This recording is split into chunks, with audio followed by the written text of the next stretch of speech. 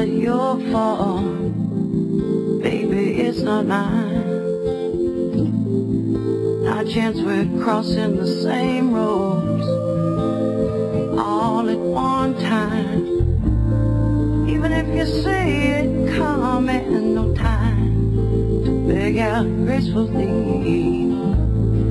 One thing I know for sure, there'll be no doubt when you see you are right smack dab in the middle of it. Right smack dab in the middle. We are right smack dab in the middle of it. Right on schedule. The Secret Truth. Through forgiveness we awaken, transforming information and knowledge into wisdom. And now our co-hosts, Charlotte Littlefield and George Butler. Welcome to The Secret Truth. I'm George Butler along with Charlotte Littlefield. Oh, I tell you what, Charlotte, how was your weekend? Okay, everything going great? So far, so good. We're getting a nice rain out here in Austin, Texas. It's beautiful. And so far, so good. How about you, George? Okay, everything is great. We had a Rand Paul fundraiser last night at Lisa and Edwin Mallory's home. We want to thank them out there in Radio Land for hosting that get-together. And Rand Paul is just a fine individual. Yes, and they raised a lot of money, didn't they? He's an ophthalmologist out of Bowling Green, Kentucky. He's running for U.S. Senate out of Kentucky. And he gave a fine speech. We did a Contribute and View production out there in the backyard, and it went rather well. We'll have it up on demand here probably tomorrow on liveonlocation.tv. That's a site that Charlotte and I have going. And we go out and we do live on location webcasting. And I want to bring John Breeding on. John, welcome to our program. Hey, thanks for having me on. This is great. Down here at Brave New Books in Austin, Texas. Yeah, at 1904 Guadalupe Street. Come on down. We're in the bookstore live from Brave New Books at 1904 Guadalupe Street. You can call for information at 512-480-2503. Well, John, welcome to our program. I know I asked you, invited you a few months ago, and I know you were out of town, but this is quite an honor. You've been here for years now. Tell us a little bit about yourself and your background. Give us a lowdown on John Breeding. All right. I might not tell you the secret truth about myself. The secret truth now, John. We want the secret truth. The secret truth. Well, not really. But I just came over here from Barton Springs, which is the, not a secret, but the blessing place here in Austin.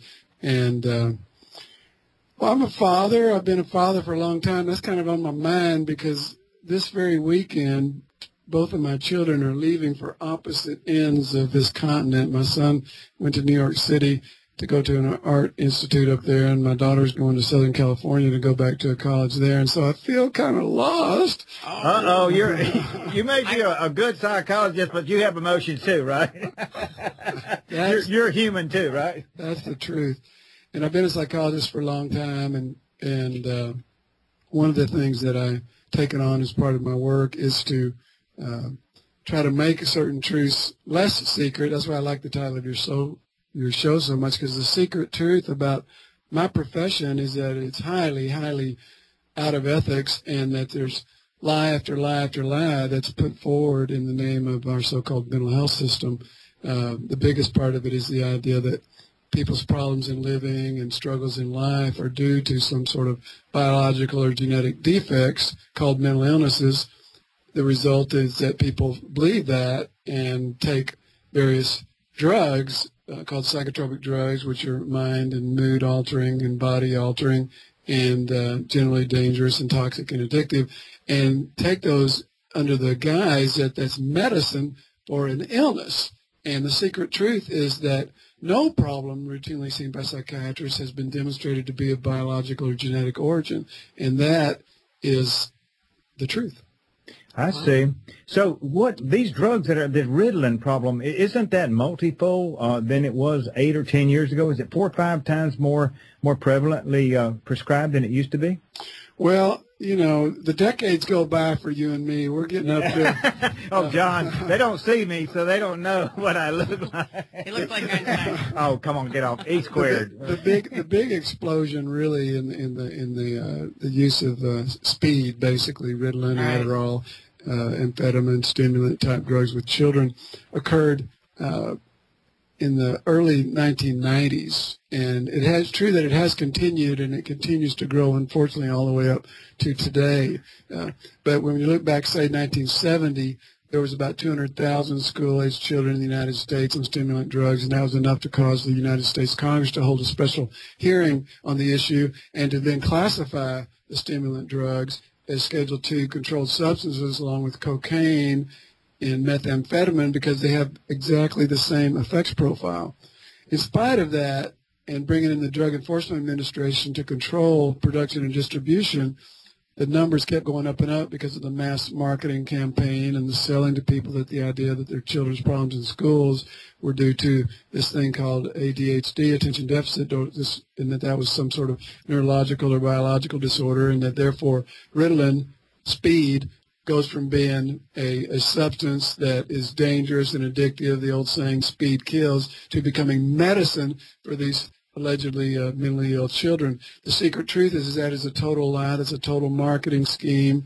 And all the you parents, as harsh as this is to say, who have accepted, understandably so, the word of your doctor, who you would trust, in the word of, well, most people listening to this show wouldn't trust the word of the government, but nevertheless, more and more parents fell under that illusion and took that as the truth from the medical profession that their children had these mental illnesses called ADHD, and therefore something that was a speed and a killer suddenly becomes medicine. And so anyway, between 1970, when you had 200,000 kids on these drugs, and by the time of the year 2000, you had at least 8 million, so that's about a 4,000% increase.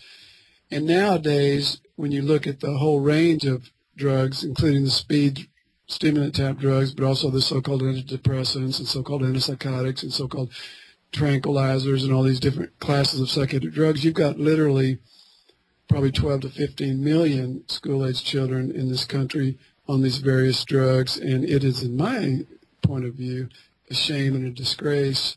And the secret truth is that we are poisoning our children and using these drugs to control and subdue them.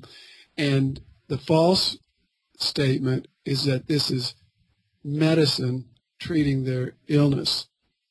There you go. Wow, what are the long-term effects for some of these kids? What do you think? Do they have to stay on it for the rest of their lives? How do they get off of it? Well, that's a great question because, I mean, sometimes people look at this phenomenon of putting these kids on these stimulant drugs and stuff, and they say, well, I'm concerned it's going to be a gateway drug, you know, that they'll get older and they'll start taking an illegal, illicit drug, you know, like cocaine or methamphetamine or whatever like that. The truth is that they are a gateway drug, but what they're a gateway is to more and more psychiatric drugs. So you see the phenomenon that they start on Ritalin and then they go to a little bit stronger one like Adderall, and then they go to a higher dose because just like any addictive drug, you've got tolerance and dependency, and you need a higher dose to get that effect. And then they add an antidepressant like a Prozac or Paxil or something, and then they start having these mood swings and getting expressing different emotional and mental dynamics that are effects of the drug. So then they diagnose the kids bipolar. They put them on so-called mood stabilizers. Next thing you know, they get diagnosed bipolar with psychotic features, and they add antipsychotic. So by the time they're a teenager, they're on 4 different drugs. And what's happened is that you've created a child who is basically a lifelong product point for the pharmaceutical industry, and it goes on and on and on. The end result is that you have more and more people who become chronic mental patients and on lifelong disability in our disability state. In 1900, there was about 1 out of 2,000 adult Americans estimated to be disabled by virtue of mental illness. That was measured by how many people were in the state hospitals and the institutions. By 1950, yes, that's a break. And all right. we'll hold that thought. I'll finish that one. Yeah, on the other side. Thank you very much. Thank you very much, John. That's very interesting to continue this on I